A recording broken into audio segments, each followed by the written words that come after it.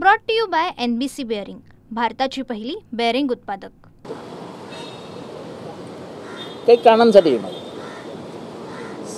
सरकारने थांबवण्यासाठी पराकोटीचे प्रयत्न करायचे. आत्तापर्यंत मराठा समाजाने जेवढे जेवढे मोर्चे काढले ते आदर्श मोर्चे काढले. कुठे एक दगड नाही पडला, एक दगड. कुठल्याही समाजाला त्रास दिला नाही की कुठल्या समाजावरती हल्ला केलाय, कुठला जातीद्वेष पसरवला, कुठे धर्मद्वेष पसरवला. पहिल्यांदा हिंदू मुसलमान एकत्र वावरताना दिसले मराठा मोर्चांमध्ये. तो अडवण्याचा या सरकारने प्रयत्न का करायचा? कशाला एवढा जातीद्वेष मनात ठेवता? आणि म्हणून मी लिहिलं की ते परशुराम महामंडळ काहीतरी स्थापन केलं आहे, त्याला तुम्ही पैसेही दिलेत, अधिकारही दिलेत, द्या. सर्व गरिबांना न्याय देण्याचे ते सरकार असतं, सरकार मायबाप असतं. पण हा समोर इम्बॅलन्स दिसतो ना. समोर तुम्ही आधी मराठा विरुद्ध OBC लावून दिली आहे. तुम्हाला मराठ्यांना आरक्षण द्यायचंच नाही आहे. तुम्हाला आरक्षण द्यायचं असतं तर एवढं पाशवी बहुमत आहे तुमच्याकडे, महाराष्ट्रातही आणि केंद्रातही. तुम्ही निवडणूक आयोगाचा कायदा बदलण्यासाठी पाशवी बहुमताचा वापर करता. मग 50% कॅप उडवा आणि मराठा समाजाला आरक्षण द्या ना. ते करणार नाही तुम्ही, तिथे भांडण लावून ठेवणार, कारण तुम्हाला राजकारण करायचं. सगळ्या गोष्टीत राजकारण करणं ही घाणेरडी सवय सध्या महाराष्ट्रात. आणि म्हणून मी ते ट्विट केला, जातीद्वेष कशासाठी? एखादा शांततेने मोर्चा काढणारा माणसं येत आहेत, येऊ द्या. जे ब्रिटिशांनी केलं की 1942चं आंदोलन छोडो भारत दाबण्याचा प्रयत्न केला, भारताला स्वातंत्र्य मिळालं. तुम्ही आंदोलन दाबू शकत नाही. सरकारचं म्हणणं असं आहे की कायदा सुव्यवस्थेचा प्रश्न, कायदा सुव्यवस्था सरकारने बघावं ना. असं दाबून दडपून कोणाला काय करता येत नाही. हे सगळं दहशतवादी कृत्य आहे. तो सुदामे, अथर्व सुदामे, त्यांनी काल एक रील केला, अप्रतिम रील, अप्रतिम. त्याच्यावरची जबरदस्ती कोण जरा रील डिलीट करायला लावला, त्याला माफी मागायला लावली. माफी? अरे आम्ही ह्याच दहशतवादाविरुद्ध बोलतो आहोत ना, मनुवादी. तुम्ही ज्ञानेश्वरांच्या आईवडिलांना आत्महत्या करायला लावली, तुम्ही तुकारामाच्या गाथा बुडवल्या, तुम्ही गांधीजींची हत्या केलीत. पण ते बिचारा सुदामेला पण आणून ठेवला लाईनीमध्ये. तो बिचारा थरथर थरथर थरथर करत माफी मागतोय. आपल्याला लाजा नाही वाटत महाराष्ट्रात? हीच आमची लढाई आहे, नथुराम विरुद्ध तुकाराम. तुकाराम घाबरणार नाही, तुकाराम लढतच राहणार. हे असे 4-2 मनुवाद्यांना वाटतंय की या संघटित गुन्हेगारीने, या संघटित दहशतवादामुळे ते आज घाबरवणारं वातावरण तयार करतील. थोडे दिवस त्यांचेही असतील. जसे तुकाराम महाराज घाबरले नाहीत, जसे ज्ञानेश्वर महाराज घाबरले नाहीत, जसे महात्मा फुले घाबरले नाहीत, महात्मा गांधी घाबरले नाहीत, जसे शाहू घाबरले नाहीत, आंबेडकर घाबरले नाहीत, त्यांचे वारसदारही घाबरणार. हे काय चालवलंय? खालीद का शिवाजी पिक्चर बघितलाच नाही. सरकारने तो कान्सला पाठवला, फ्रान्सला, आणि आम्ही इथे त्याच्या बंदीवरनं मारामाऱ्या करतोय आणि आली बंदी. हे केवढा हा दहशतवाद आहे. ह्यालाच मनुवाद म्हणतात. हेच मनुवादी दहशतवादी आहे. धर्माच्या नावाखाली तांडव निर्माण करायचं आणि सगळ्यांना घाबरून ठेवण्याचं काम महाराष्ट्रात सुरू आहे. आणि दुर्दैवाने त्याला सरकारचा आशीर्वाद आहे. मी आता ट्विट केलंय ना, एवढंच तुम्हाला आहे ना. आज तुम्हाला माहिती देतो, लालबागचा राजा नावाचा करोडो रुपयाचा गणपती बघायला जातात. तो गणपती, त्याचा पडदा आहे ना, अतिशय सुंदर पडदा आहे. तो मुस्लिम कारिगरांनी विणलाय. जा, हिंमत असेल तर काढा, जा लालबागमध्ये. त्या पुण्यामध्ये बिचारा एकटा राहतो तो अथर्व सुदामे, तर त्याला घेरून त्याला माफी मागायला लावता. हीच तर तुमची दहशत आहे. हीच मंबाजी भट्टाची औलाद आहे की त्या अथर्व सुदामेला हेरला, माग माफी. तो बिचारा माफी करा. माझी महाराष्ट्रातल्या नेत्यांना आव्हाने, थांबवा. बाळासाहेब थोरातांच्या घरात जातात, घराजवळ जाऊन त्यांना दम देतात, ह्याला दम दे, त्याला दम द्या. काय लावलंय काय महाराष्ट्रात? काही दिवसांनी दहशतवादी राज्य घोषित करावं लागेल तुम्हाला. एवढी राज्य व्यवस्था कोलमडायला लागली आहे. आम्ही आपले मस्त आहोत.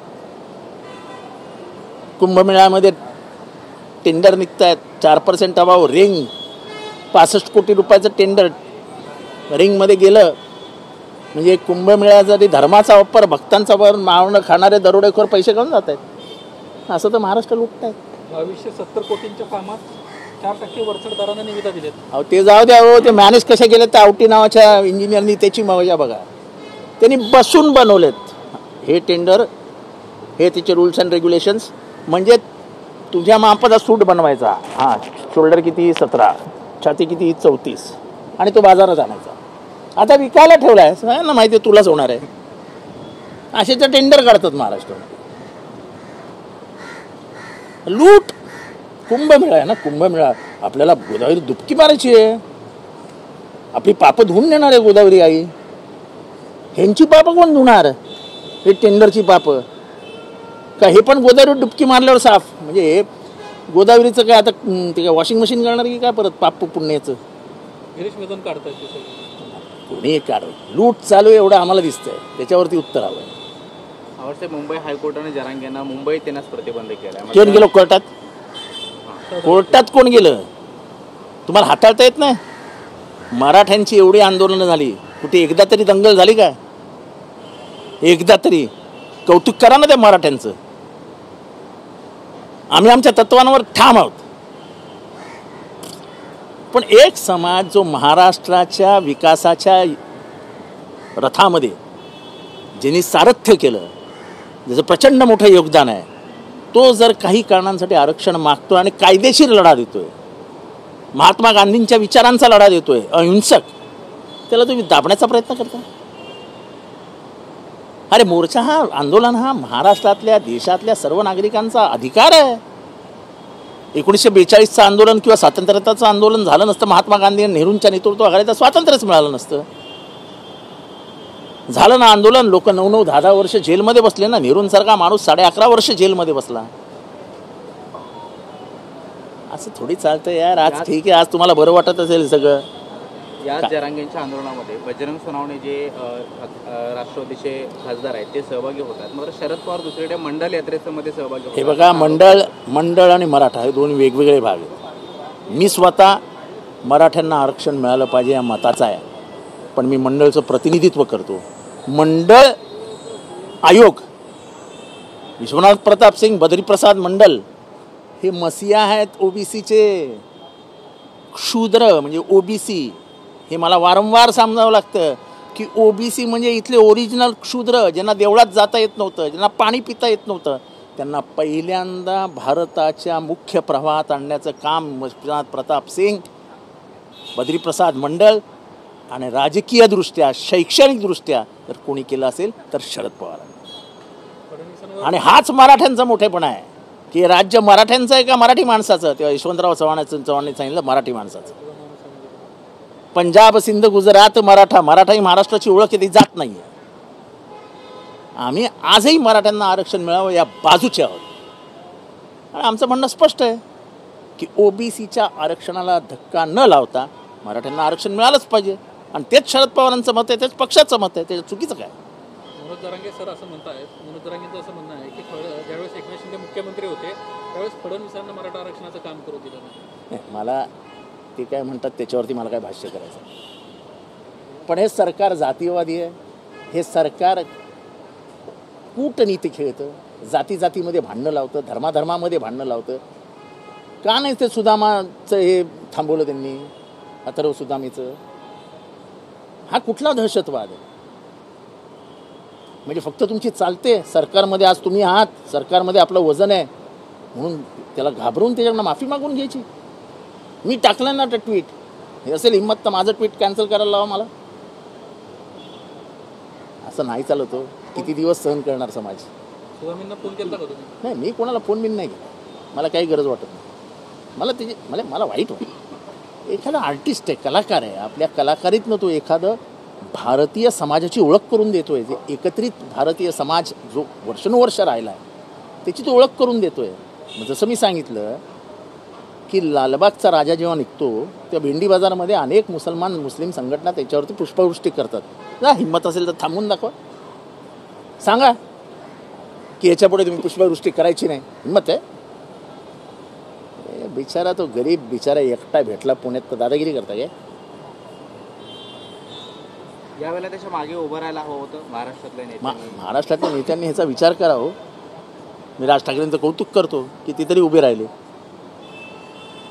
पण अशी दादागिरी जर व्हायला लागली कलाकारांवर, काही जण कविता लिहितात, काही जण विडंबन करतात, हा त्यांचा अधिकार आहे. अहो, घाशीराम कोतवालसारखं बंडखोर नाटक निघालं ना, त्याला विरोध झाला, पण तेव्हाचे मुख्यमंत्री शरद पवारांनी पूर्ण प्रोटेक्शन दिलं घाशीराम कोतवालला. त्याच्यासाठी ना माणूस मोठ्या मानाचा इथनं लागतो, इथनं. जे महाराष्ट्रात चालू आहे ते योग्य नाही. Brought to you by NBC bearing, भारताची पहिली बेअरिंग उत्पादक.